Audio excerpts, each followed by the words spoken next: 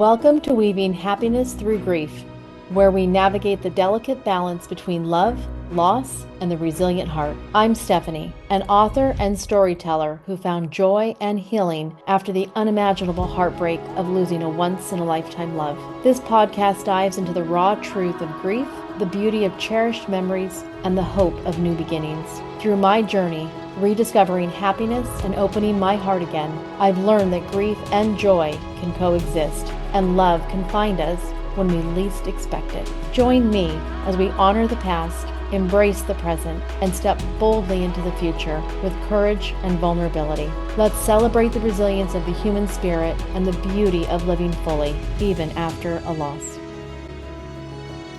Welcome back. Well, leading into new adventures, I was trying to decide, was I going to live in this home? And a lot of people ask me that question, are you going to live in the home? And I decided right around the time I went to Antigua, I thought, you know what? It's a big home, it's a big backyard, it's a lot of things to take care of. I felt like I just wanted a new start, a fresh start. And so when I was on that trip to Antigua by myself, I did put my home on the market. I came back and I had offers, and luckily one of my criteria was I get to live in the home as a renter for at least 6 months. And so they let me stay in the home until basically the beginning of the new year after that, which had been start of 2023. I sold the home. I'm now a renter. And it felt really good to still be in the home, and I got to take my time really just gathering my thoughts, Jeff's things, my things, figuring everything out, packing up the house. So I had almost a year, I don't know, it was 8, 9 months, whatever it was to do it. 8 months, I think, to do it. And so here I am, my home is off the market, but I'm still on the market. I am still looking to hopefully meet someone that I can fall in love with. And then I met Tim.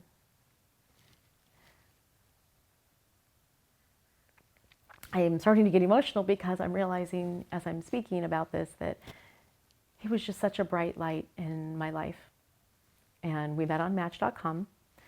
We went on our first date, and I liked him at first. It was a good, really good first date, but I wasn't sure if it wasn't like when I met Jeff. Like, we knew within a few hours, like, oh my gosh, this is the one. But there's something was shifting inside of me too. I was different. I wasn't the same person, and life was just different. So I went on a first date, and that was great. And then on another date, and I think it was the third date. Yes, it was the third date that we actually kissed. And kissing him felt right, and it felt normal. It was scary. It was a little intimidating at first, for sure, but it felt really good again, and it felt like home again, like things were just lining up in a really positive way. I felt slightly guilty. I thought, oh my gosh, like, how am I going to be with another man? How am I going to love another man? But I just compartmentalized those thoughts and thought, you've chosen to do this. You've chosen to go date. Allow it to unfold and see where it leads you. And so we dated. And sometime shortly thereafter, it was probably early on, Tim had shared with me that he loved me. And I'd stopped dating. I mean, I took myself off the app. I was only on it for however long it was, over a short period. But once we started dating, I knew that there was something special there, and I didn't want to date anybody else. At least, let's see where this goes. Well, after he told me he loved me, I thought, okay, like, I feel like I love him again, but what does love feel like again? I mean, you had the love of your life. I lost Jeff. This was everything to me. And I'm like, okay, and this is all in my head, talking to myself, and some of my girlfriends I would talk to as well, and they were also wonderfully supportive, and they loved hearing the stories about all of the fun, crazy dating bloopers. So it was probably, I don't know, quite some time, weeks passed, and then one day we went to a concert, and as I've said before, I'm a huge country music fan. Tim wasn't really into country music, but bless his heart, he would come with me to concerts. And we would go to the country music concerts, and we were at the Kenny Chesney's concert in Old Dominion. And it was kind of hard to go to one of these concerts because that was something Jeff and I did. But I still loved doing it. It wasn't just Jeff, it was something I loved doing. So Tim came with me, and something just kind of, I don't know, I was feeling those feelings building up inside of me. And I remember thinking, I think I love this man. No, I don't think I love this man. I love this man. And it was in between changing out one Kenny Chesney for Old Dominion or vice versa, whoever was going next. And in between, we were sitting there talking, and I just looked over him and I told him that I loved him. And I didn't cry and I didn't feel weird about it. I just felt I could breathe again. And there was this new life just coming right back into me again. And we were falling in love and we were doing all these wonderful things. And they were different. They were very different. They were new and similar, but different. And I really made a conscious effort to never try to compare, even though your mind kind of wants to go there sometimes and naturally wants to go right into the space of comparisons. Every time it did, I just pushed it aside. I thought, no, Tim is Tim. This is a special, unique relationship. I need to let it stand alone. And I can still think about Jeff and remember Jeff and have wonderful feelings and thoughts about him and all the wonderful memories. And Tim was great about and is great about letting me share those and talk about him. But I also wanted to be mindful of this new person I'm with and who I'm in love with. So we're at the concert and I tell him I love him. And he was so sweet. He was like a little kid. He's like, oh my gosh, and I love you back, and we kissed. And then he just like took off, and I'm like, where are you going? And we had been, during one of the breaks, we had gone to look at, I think, some concert merchandise, some merch, as they call it. And we'd seen these cute little hats that we liked, but we just ended up getting one. We were doing something else. And he runs out and he left right after I said it, basically. And I thought, oh God, what's going on? And then he came back and he bought us both these cute matching hats from the Kenny Chesney concert. And he's not even a country fan, and I don't think he's even heard one of Kenny Chesney's songs or Old Dominion songs until he met me. So it was an incredible experience. It was a great concert. We had a wonderful time. And so we were learning about these different things about one another and experiencing these different things together. And he didn't like all the things that I liked, and that was okay. And we didn't do all the things together that Jeff and I would do, and that's okay too. So I had sold my home, and I needed to figure out where I was going to live because I didn't really have a plan yet. But I knew it was the right thing. It felt right, and it was a little scary to not have an exact plan. I figured I could rent somewhere if I had to for a while, but I'd figure it out. And one day I was looking in different areas close to where the salon was, our Jeff and Mai's business. And so I looked over there and found a home in a community that I started falling in love with right by the beach. And I thought, this could be my home. I love it. It wasn't quite what I was looking for. I wanted a really small, low maintenance. I didn't want a big home again. But this home I just started falling in love with, and the area it was in, and it was really close to work. And so I kept looking for signs. And I was talking to Jeff, and I'm still dating Tim, of course, and we're having a great relationship. I'm talking to Jeff in my head and out loud on my runs, and I'm like, okay, honey, let me know. Like, should I get this house? I don't know what to do. Is this the right place? I was making this big decision and talking to my friends and to Tim about it, but I just needed that approval from Jeff for some reason. So for whatever reason, I hadn't noticed, I knew the name of the community, but I hadn't made the connection in my mind yet. And all of a sudden, I looked at the name of the community. It's called The Farm. And it dawned on me immediately. I thought, yeah, this is my sign. I've been falling in love with the home. I just couldn't pull the trigger. And that's exactly where Jeff wanted to have his ashes spread in Canada at the family farm. And again, it just felt like home. I had two more firsts to get through, and they were both really tough ones. My birthday was just approaching. Tim and I were just newly dating. And I decided I didn't want to be home for my birthday. So looking at the calendar, figuring out what I wanted to do, I thought I want to be with my children. So what can we do together? So my niece, my brother's oldest, is now in her early 30s at the time, and she lives in Chicago. So I thought, let's go visit Danielle. And so we did. So Maddie, Jake, and I flew out to go see my niece in Chicago.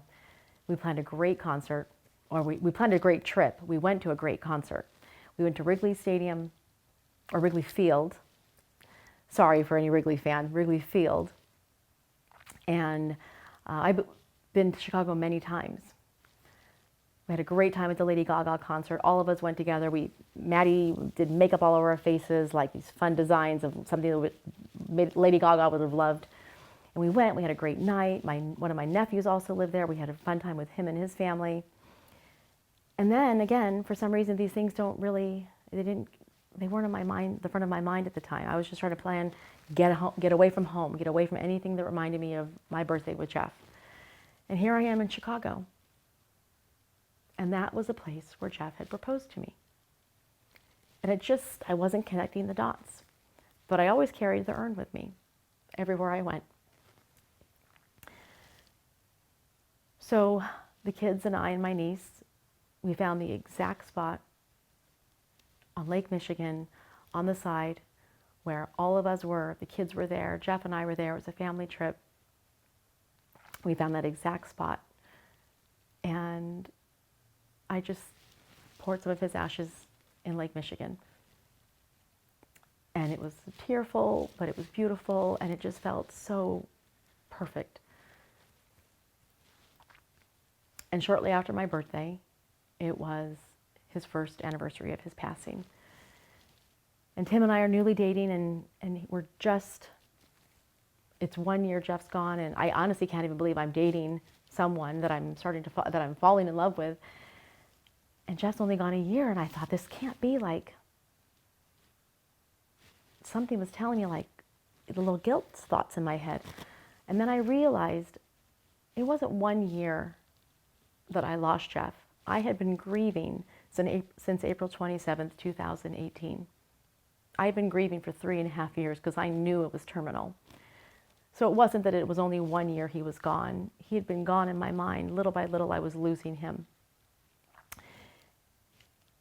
And I had a therapist after Jeff passed, and one of the things we talked about was this, and when I brought this up, and I realized that I shouldn't feel guilt.